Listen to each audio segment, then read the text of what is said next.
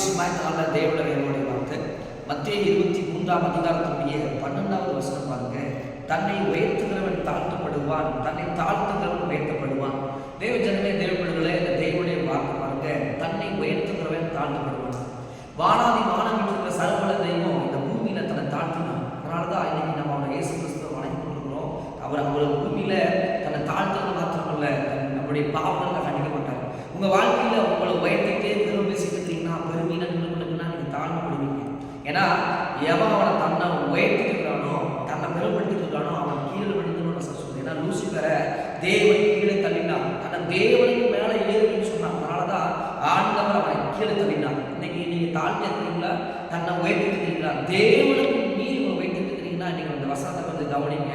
ஆண்டவர் சொல்றாரு, தன்னை உயர்த்துகிறவன் தன்னை தாழ்த்தப்படுவான், தன்னை தாழ்த்துகிறவன் உயர்த்தப்படுவான். தன்னை தாழ்த்துறவன் தேவ சமூகத்தை தாழ்த்துறவன், மற்ற பெரியவங்கிட்ட அம்மா கிட்டையோ அப்பா கிட்டையோ தன்னை தாழ்த்துறவன். நிறைய பேர் கொஞ்சம் அறிவு வந்துட்டா அம்மா அப்பாட்ட மதிக்காம அம்மா அப்பா உனக்கு எடுத்து கேட்கறவங்க இருக்காங்க, பெருமை பேசிக்கிட்டு இருக்காங்க. கொஞ்சம் படிச்சு வளர்ந்துட்டு அதை சம்பாதிக்க வாங்கிட்டா தன்னை உயர்த்தி கொண்டு நிறைய விஷயத்தை பார்க்கிறோம். தாழ்மையா இருந்தா தேவன் உயர்த்துவா.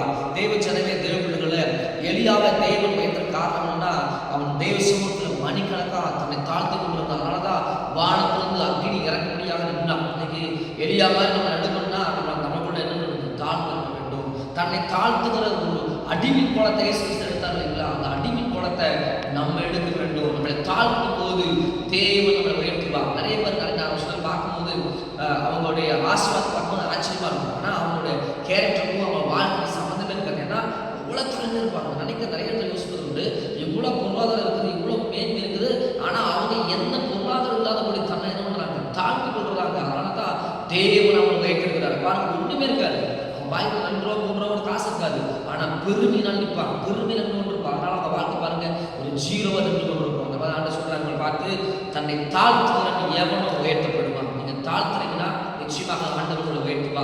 உங்களை உயர்த்திட்டே இருக்கிறீங்கன்னா நிச்சயமா லூசிபரை போல கீழே தள்ளிடுவார். உங்களுடைய தாழ்மைக்கு காரணம், உங்களுடைய பொருளாதார வீழ்ச்சிக்கு காரணம், உங்களுடைய தோல்வி காரணம் உங்களோட பெருமை தான். அதனால சொல்லுங்க, உங்களை தாழ்த்துங்க, தேவ நாமத்தை மகிழ்படுத்துங்க. கர்த்தருடைய நாம் மகிழ்படுவதா, தாழ்த்துகிற எவனும் உயர்த்தப்படுவான். தேவ சமூகத்துல தன்னை தாழ்மையோடு பொறுமையோடு இருங்க. நிச்சயமாகவே ஒரு நாள்ல கர்த்தர் உயர்த்துவாராக. God bless you.